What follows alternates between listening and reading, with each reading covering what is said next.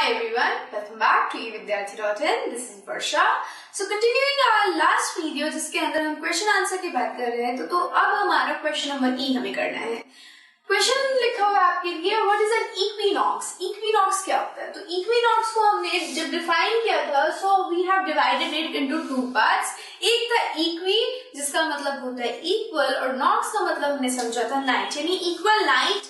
तो इसका मतलब क्या है? इक्वल डे एंड नाइट, यानी वो दिन जिस दिन दोनों day and night equal durations के हो उसको हम इक्विनॉक्स बुलाते हैं. ऐसा कब होता है? 21 मार्च एंड 23 सितंबर को. सो इसको लिखते हैं, कैसे लिखते हैं वो देखते हैं. On 21 March and September 23rd, direct rays of sun fall on the equator.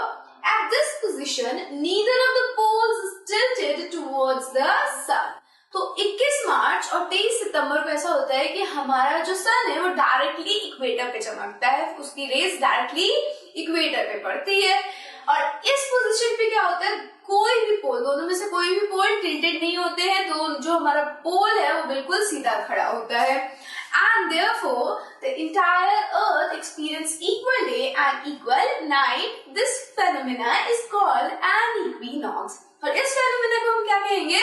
Equinox कहेंगे, क्योंकि इस दिन दोनों ही जगह, चाहे वो साउथ पोल हो या नॉर्थ पोल हो, क्या एक्सपीरियंस हो रहा है? इक्वल डे एंड नाइट हो रहा है. नेक्स्ट क्वेश्चन में चलते हैं और नेक्स्ट क्वेश्चन को करते हैं. F. Why does the southern hemisphere experience winter and summer solstice in different times than that of northern hemisphere?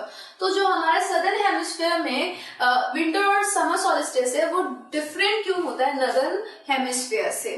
तो देखो यहाँ पे जो हमारा southern pole है और northern pole है वो दोनों एक एक करके हमारे sun के पास जाते हैं. पहला southern hemisphere जाएगा, it is नियर द सन, तो वहां पे क्या हो रहा होता है? हमारे नॉर्दर्न पोल में गर्मी. और अगर उसी time at the same duration क्या हो रहा होता है? हमारा southern pole away from the sun होता है, और जिसकी वजह से पूरा जो सदर्न हेमिस्फीयर है वो विंटर्स को एक्सपीरियंस कर रहा होता है.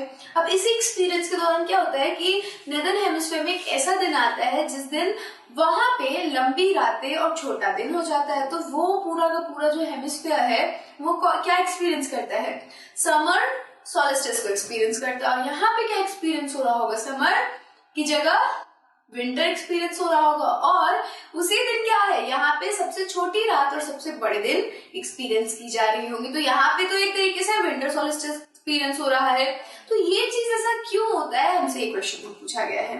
तो क्यों होता है? क्योंकि the earth is always revolving and it is divided into two hemisphere. दो हेमिस्फीयर में डिवाइडेड है और ये हमेशा रिवॉल्व कर रहा है.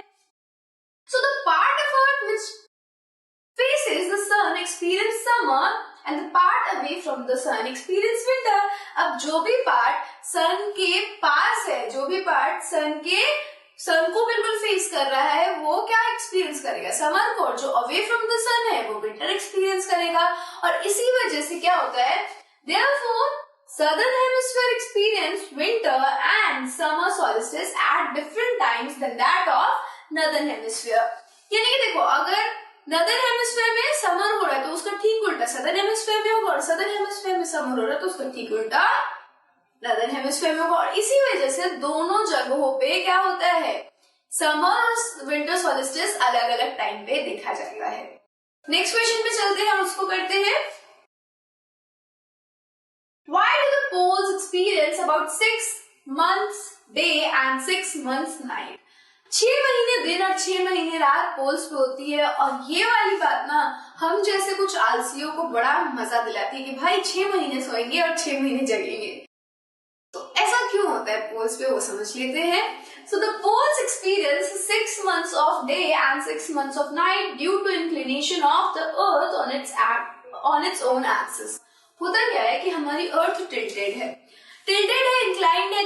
इंक्लाइन भी कह सकते हैं, टिल्टेड भी कह सकते हैं. अब इसी इंक्लिनेशन की वजह से क्या होता है कि जो हमारा एक पोल है, चाहे वो साउथ पोल है या नॉर्थ पोल है, वो क्या होगा? सन के तरफ हो जाएगा और दूसरा उससे अवे हो जाएगा. तो जो भी सन की तरफ फेस करेगा वहां पे डे रहेगा for 6 months of the year, 6 महीने के लिए, साल के 6 महीने वहां पे डे हो रहे होंगे। वही जो उसका ऑपोजिट वाला पोल है वहां पे रात हो रहा होगा। यही कारण है कि 6 महीने के दिन और रात एक्सपीरियंस होते हैं पोल्स के ऊपर। So this inclination keeps one pole toward the sun and another pole away from the sun for 6 months each. 6 महीनों के लिए एक पोल सन की तरफ होगा और दूसरा पोल अवे फ्रॉम द सन होगा, और यही जो रीजन है वो इस कंडीशन का, इस 6 महीने दिन और रात का रीजन है। Okay, so this is all about our question answer. अब हम करेंगे tick the correct answer, but in the next video. So I will see you in the next video. Till then stay safe and keep learning with us. Bye.